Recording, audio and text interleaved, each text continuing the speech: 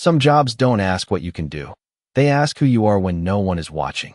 The phone buzzed at 12:17 a.m., sharp against the silence of a one-bedroom apartment that smelled faintly of coffee and laundry detergent. Marcus Reed didn't move at first, his eyes fixed on the ceiling where a crack ran like a quiet fault line above him. Beside the wall, a small nightlight glowed soft blue, casting a gentle halo over the couch where his 8-year-old son slept. Curled under a worn blanket with one arm hanging off the edge, Marcus exhaled slowly, then reached for the phone. The number was unknown, no name, no history, just digits waiting. He answered anyway. Yeah. His voice low, careful not to wake the boy. A pause, then a woman's voice, calm, precise, not warm, not cold, just controlled. Mr. Reed, we have a job for you. Marcus sat up. The old springs beneath him creaked. He rubbed his eyes, glanced again at his son, then back at the dark window where his reflection looked older than he felt. What kind of job calls past midnight? He asked. The voice didn't hesitate. The kind no one else takes. Silence stretched, not awkward, just heavy, like something waiting to be understood. Marcus leaned forward, elbows on his knees. And why me? Another pause, shorter this time. Because you said yes to the last one. He almost laughed, but didn't. The last job had been 12 hours straight fixing a broken heating system in a warehouse while the temperature outside dropped below freezing. He hadn't complained, hadn't asked for more money, just did the work, came home, made breakfast for his kid, and slept for 2 hours before doing it all again. What's the pay? Marcus asked, practical, grounded. The voice answered with a number that made his jaw tighten slightly, not disbelief, just calculation, rent, bills, school supplies, the doctor's appointment he'd been putting off. It would cover all of it, maybe even leave something behind. What's the catch? He asked, because there was always one. The voice softened just a fraction, not in kindness, but in weight. You'll need to show up within the hour. Location will be sent. No questions, no delays. Marcus looked at his son again, the rise and fall of his chest steady, peaceful, untouched by the kind of decisions that kept men awake at night. Marcus stood slowly, careful, quiet. His knees popped slightly. He ignored it. How dangerous is it?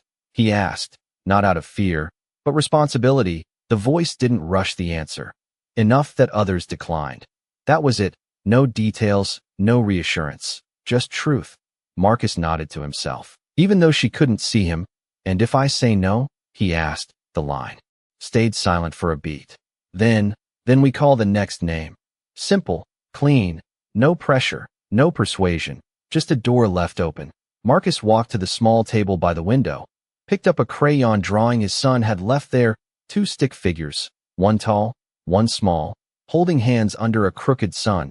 He stared at it for a moment, then set it back down exactly where it was. Send the address, he said, his voice steady. The kind of steady that didn't come from confidence, but from decision. The line clicked off without goodbye. Marcus stood there for a second longer, then moved, grabbing his jacket, his keys, pausing only once more at the couch. He adjusted the blanket over his son. Gentle, precise. The boy stirred slightly, then settled again. Marcus whispered, barely audible, I'll be back before you wake up.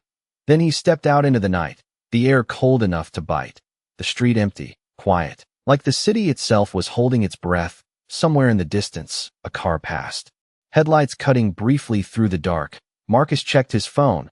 The address had arrived. No company name, no description, just coordinates and a time, 1 a.m.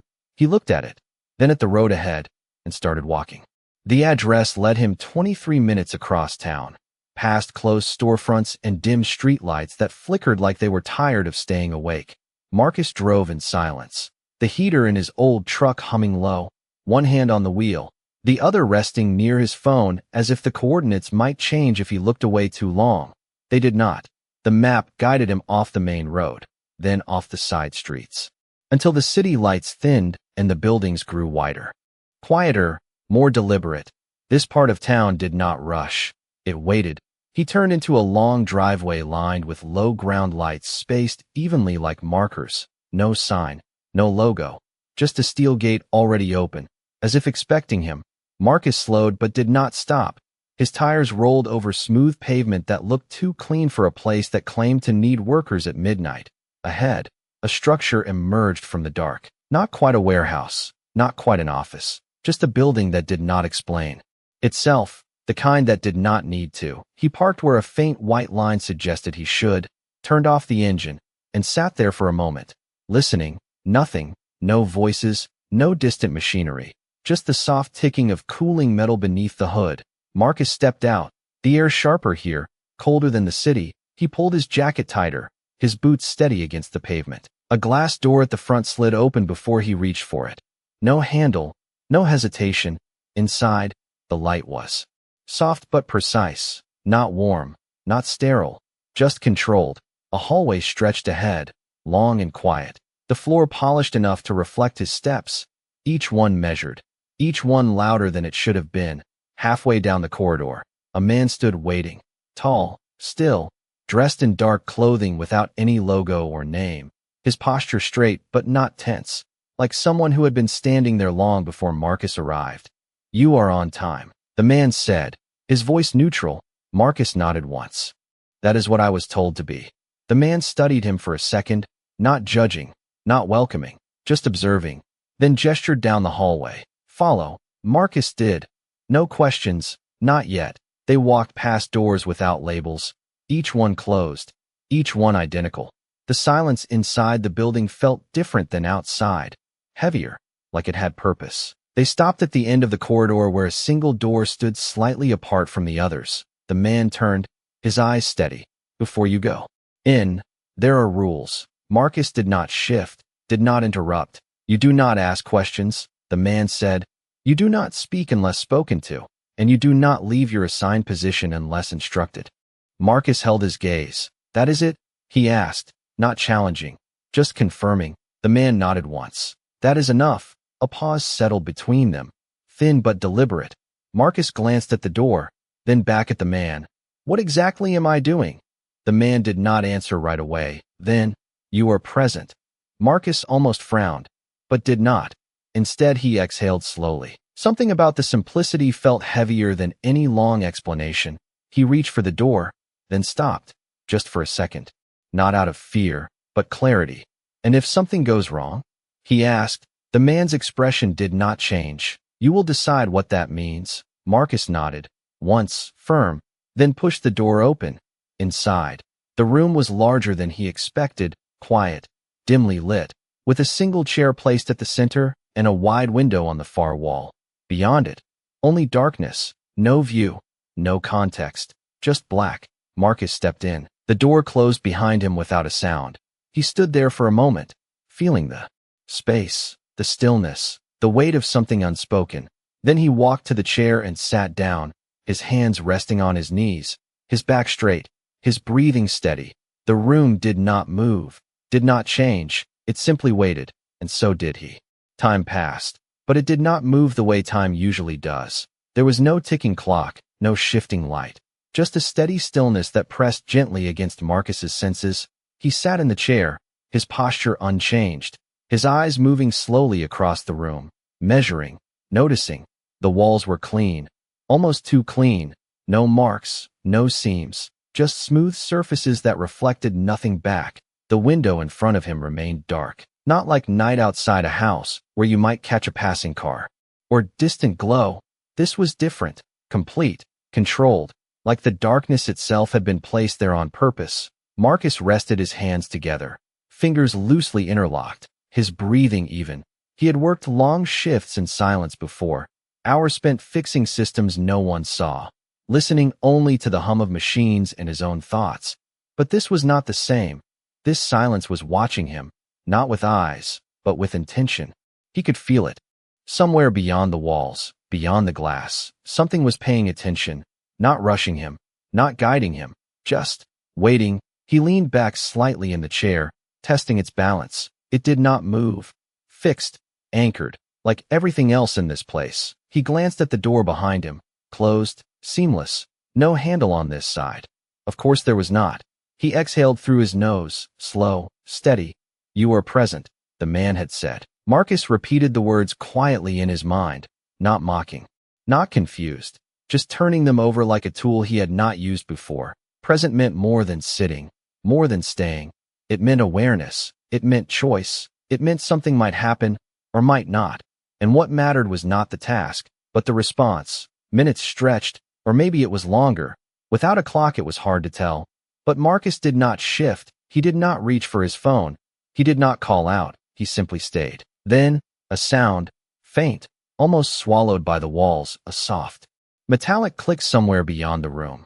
Marcus's head tilted slightly, just enough to catch direction, not alarmed, just attentive. Another sound followed, quieter, like something sliding. Then stillness again. He did not stand. Not yet. The rules echoed in his mind. Do not move. Do not ask. Do not leave. He remained seated, his eyes fixed on the window, waiting.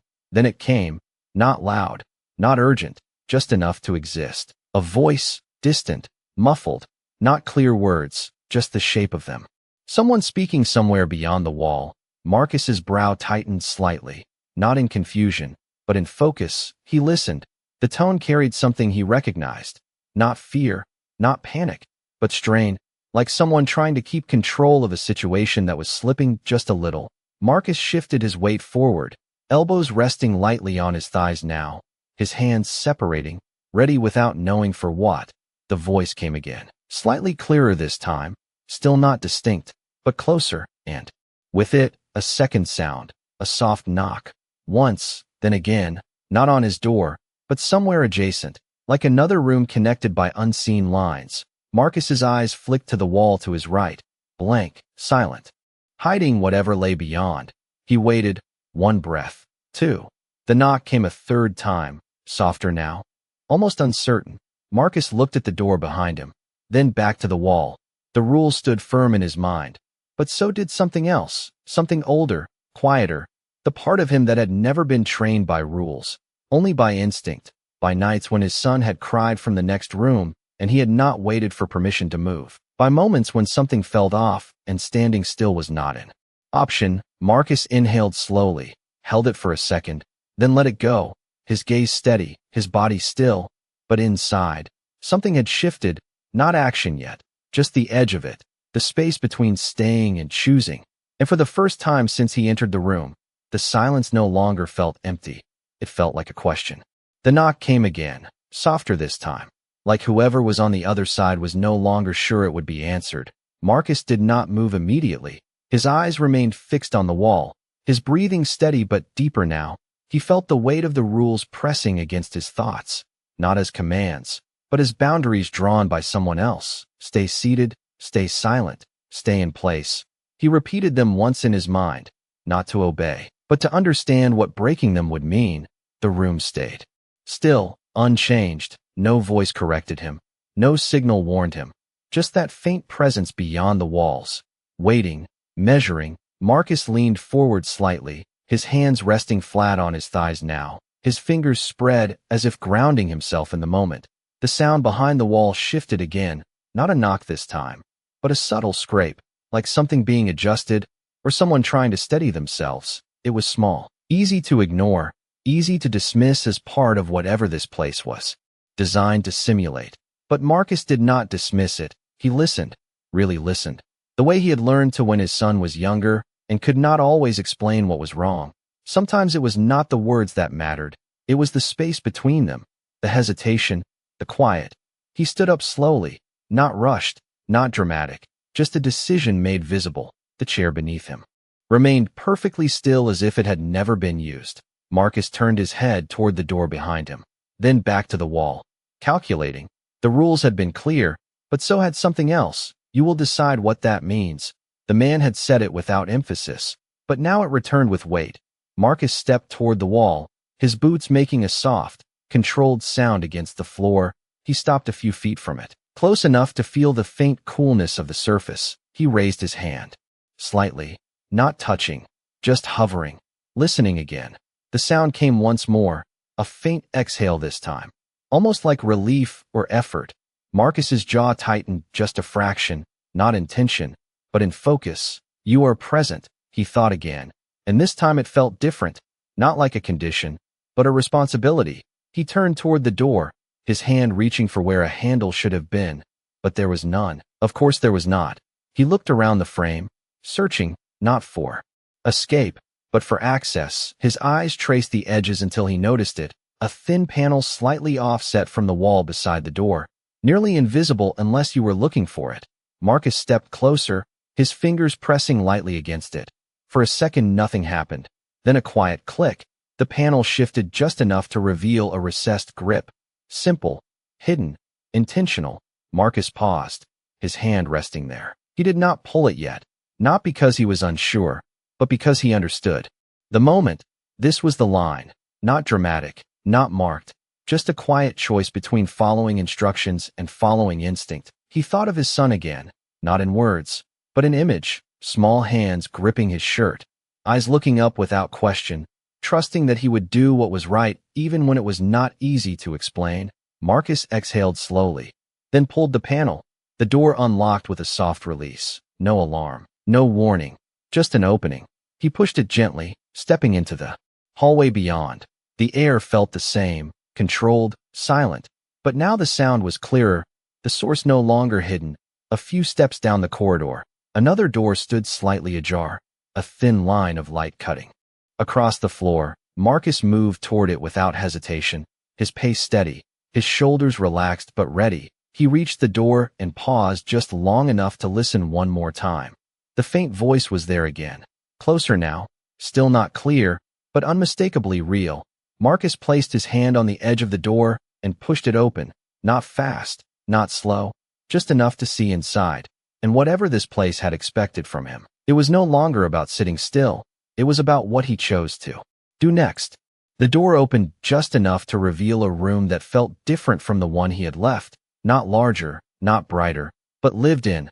A single desk stood against the far wall, papers neatly stacked, a lamp casting a soft circle of light that did not quite reach the corners, and beside it, a woman sat, her posture upright but strained, one hand pressed lightly against the edge of the desk, as if steadying herself. Marcus did not step in right away. He stood at the threshold, his presence quiet, his eyes taking in the details without judgment. The woman turned slightly at the sound of the door, her expression composed but not untouched. She had the look of someone who was used to control and had briefly lost it. Not dramatically, not publicly, just enough to matter. "You are not supposed to be here," she said, her voice low, controlled, but with a thin edge beneath it. Marcus nodded once, not defensive. "I heard something," he replied. Simple, the truth without decoration. Her gaze held on him for a moment longer than necessary, measuring, not his words, but his decision. "And you decided to ignore instructions," she said, not accusing, just stating. Marcus stepped inside now. One step, then another, careful, deliberate. "I decided someone might need help," he answered, his tone even. No challenge, no apology, just clarity. The woman's eyes flickered slightly, something shifting beneath the surface. Not surprise, not yet, but recognition of something she did not expect. She straightened a fraction, releasing her hand from the desk. "There is nothing wrong here," she said, but the words landed softer than they should have. Marcus glanced at the desk, at the subtle tension in her shoulders, at the way her breath was just slightly off rhythm. Not enough for most to notice, but enough for him. He had seen it before, in waiting rooms, in long days that stretched too far, in moments when people said they were fine because it was easier than explaining otherwise. "You knocked," he said quietly. Not a question. The woman's gaze sharpened. "Just a little." "Did I?" she replied. But there was a pause before the words, a fraction too long. Marcus did not move closer, did not press. He simply stood there, present, the way he had been in the other room, but now with purpose. Sounded like someone trying to get through a wall. He added, his voice steady. The woman exhaled slowly, her eyes drifting for a second to the door behind him, then back, as if confirming something unseen. "You were given clear rules," she said, but the firmness was fading, replaced by something quieter. Marcus nodded again. "I remember them," he said, then after a brief pause, "I also remember why I said yes." The room held that sentence for a moment, the silence not empty this time, but full. The woman studied him again, more closely now, not as an interruption, but as a variable, "And why is that?" she asked, her tone softer, less guarded. Marcus did not answer immediately. His eyes moved briefly to the window behind her, then back.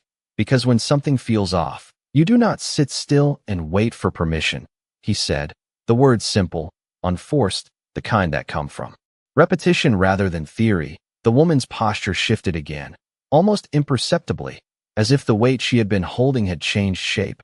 She walked a few steps away from the desk, not toward him, but not away either, just moving, thinking. "Most people stay in the chair," she said, more to herself than to him. Marcus gave a slight nod. "Most people have a reason to," he replied, not dismissing, not judging, just acknowledging. The woman stopped, her back partially turned now, her reflection faint in the dark window. "And you do not?" she asked. Marcus looked at her, steady. "I do," he said. "I just do not let it decide for me." The words landed differently, not loud, not heavy, but precise. Like something finding its place. The woman remained still for a moment, then turned back to face him fully. And for the first time since he had entered, there was no edge in her expression, no test, just a quiet, searching look, as if she was seeing him without the frame she had built around this place. And in that moment, the room no longer felt like part of a job. It felt like the beginning of an answer. The woman did not speak right away. She walked past him slowly, her steps quiet against the floor, not avoiding him, not confronting him, just moving through the space as if recalibrating something inside her. Marcus remained where he was, not following, not filling the silence, just present, his eyes tracking her movement without pressure. She stopped near the window, the dark glass reflecting her outline, but not revealing anything beyond it. "Do you know where you are?" she asked finally. Her voice steady again, but softer now, less guarded. Marcus shook his head once. "No," he said, then added after a breath. "But it does not feel like a job site." The corner of her mouth moved slightly.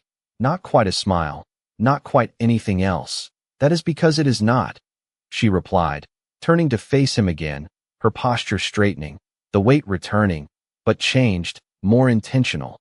"This place was built for observation," she continued, each word measured, not of performance, not of skill, but of decision. Marcus listened, his expression unchanged, but attentive. She took a step closer now, not closing the distance completely, but enough to shift the dynamic. "People come here thinking they are being tested on what they can do," she said. "But that is never the question." Marcus's brow lowered slightly, not in confusion, but in focus. "Then what is?" he asked. The woman held his gaze, steady, unblinking.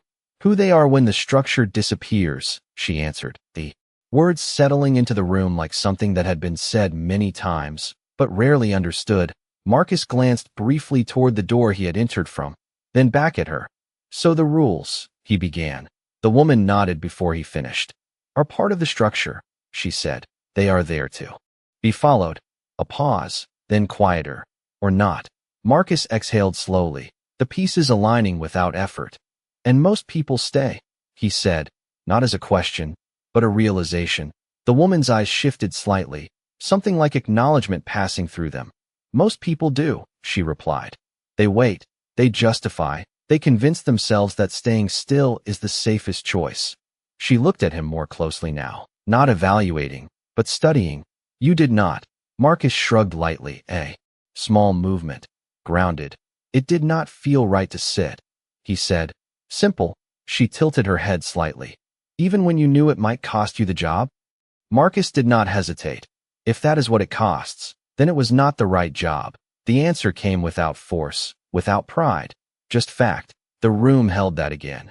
The silence now different, less like a test, more like recognition. The woman walked back toward the desk, her fingers brushing lightly against the edge this time, not gripping, just resting. "People assume danger looks loud," she said, almost to herself. "They expect alarms, urgency, something obvious." She looked up at him again. "But most of the time, it is quiet. It is a moment where nothing is forcing you to act, and that is exactly why it matters." Marcus nodded once, understanding settling deeper now. "Because no one is watching," he said. The woman's gaze sharpened slightly, not in correction, but in emphasis. "No one you can see," she replied, a faint shift in her tone, something layered beneath it. Marcus did not look around for cameras, did not search the walls. He already knew. It had never been about being seen. It was about being the same person whether anyone saw it or not. The woman took a slow breath, then let it out, her shoulders easing just a fraction. "You broke the rules," she said. But there was no weight behind it now, no consequence in the words. Marcus met her gaze, calm, steady. "I listened to something else," he replied. And for the first time since he arrived, the woman did not respond immediately. She just stood there, looking at him, as if the answer she had been expecting was not the one she received, and somehow, that was the point. The silence stretched between them, but it no longer felt like a test. It felt like something settling into place. The woman studied Marcus with a different kind of attention now, not the distant observation of someone running an experiment, but the quiet focus of someone trying to understand what she had just seen. She moved slowly around the desk, her heels making soft, measured sounds that did not break the stillness but added to it. "Most people explain their choices," she said after a moment, her voice calm, reflective. "They justify them, build reasons around them, make them easier to accept." Marcus did not respond. He simply listened, his posture unchanged, his presence steady. She stopped a few feet from him, close enough now that the distance between them felt intentional rather than structural. "You did not do that," she continued, her eyes holding his, searching. Marcus shrugged lightly. A small movement, almost absent. "There was nothing to explain," he said. The simplicity of it landing without effort.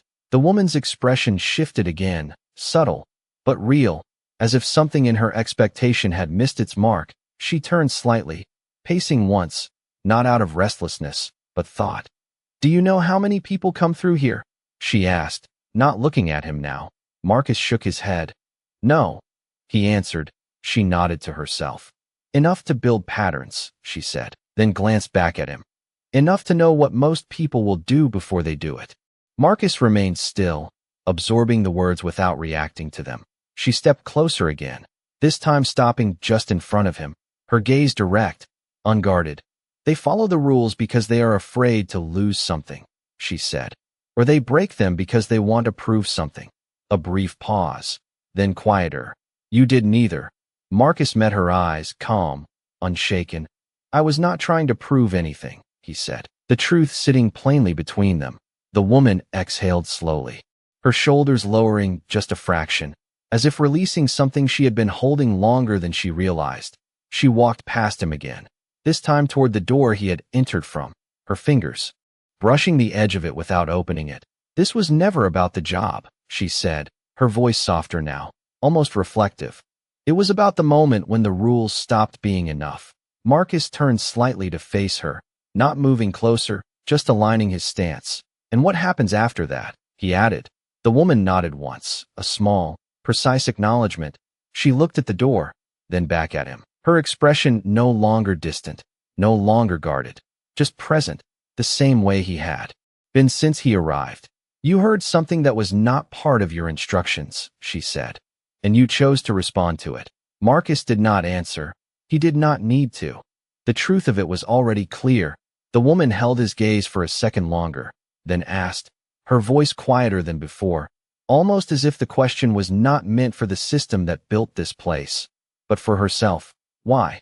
The room did not shift. The lights did not change. Nothing marked the importance of the moment except the way the question settled into the space between them. Marcus did not rush his answer. He did not search for something that sounded right. He simply let the silence sit for a breath, then another, and when he spoke, his voice was steady, grounded, because someone should. The words were simple, but they did not feel small. They carried weight not from complexity, but from consistency. The woman did not respond immediately. She just stood there, looking at him, and for the first time, there was no structure around the moment, no test, no observation, just a quiet realization that something she had built to measure people had just revealed something about herself instead, and she was not prepared to ignore it. The room did not change, but something inside it had shifted. The air felt less controlled, less measured, as if the structure that had held everything in place had loosened just enough to let something real pass through. The woman stood still, her eyes on Marcus, but not studying him anymore, not testing, just seeing. The kind of seeing that does not look for flaws or outcomes, but for truth. She turned slowly toward the window, her reflection faint against the dark surface. "Do you know what people usually say when I ask them that question?" she asked quietly, her voice no longer carrying the edge of authority. Marcus shook his head once. "No," he replied. She gave a slight nod, almost to herself. "They talk about responsibility, about rules, about what they thought they were supposed to do," she said, her gaze lingering on the reflection. "They make it sound like a decision." She paused, then added softer. "You made it sound like a habit." Marcus did not respond. Because there was nothing to correct, the difference had already been understood. She turned back to face him, her posture more relaxed now, not in control, but not resisting either, just present in a way that did not seem practiced. "This place was built because I stopped trusting what people said about themselves," she continued, each word deliberate, but no longer distant. "I needed to see what they would do when no one was guiding them, when there was no reward, no consequence they could measure."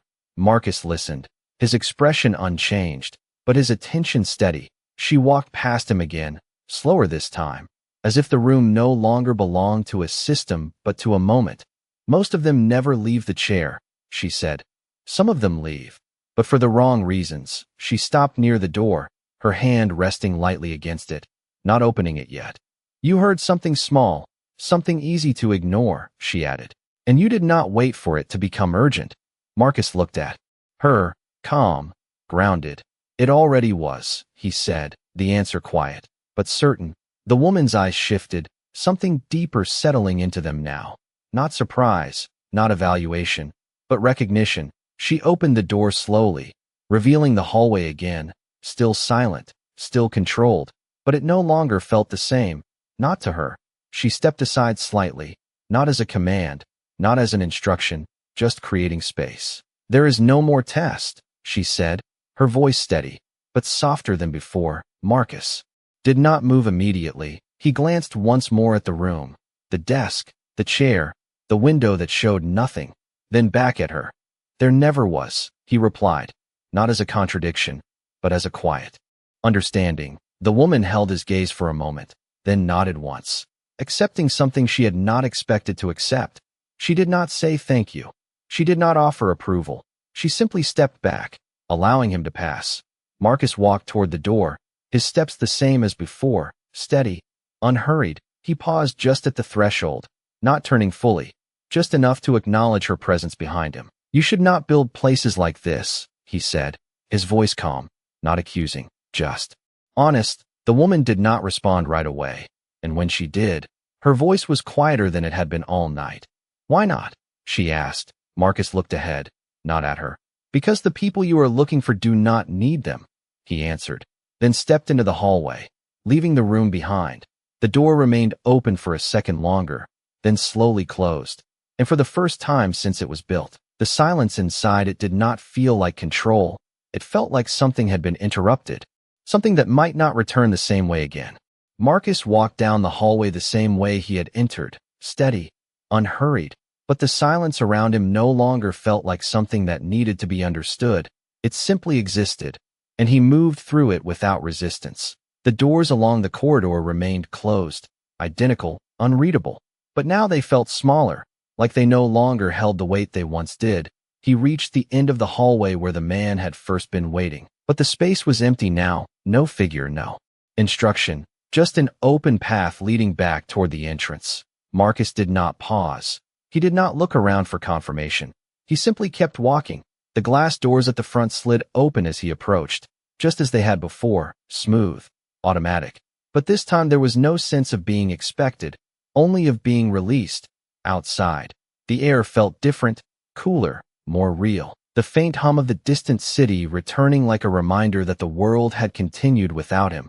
He stepped onto the pavement, his boots firm against the ground, and for a moment he stood there, not thinking, not analyzing, just breathing, the kind of breath that comes after something ends without needing a name. His phone buzzed lightly in his pocket.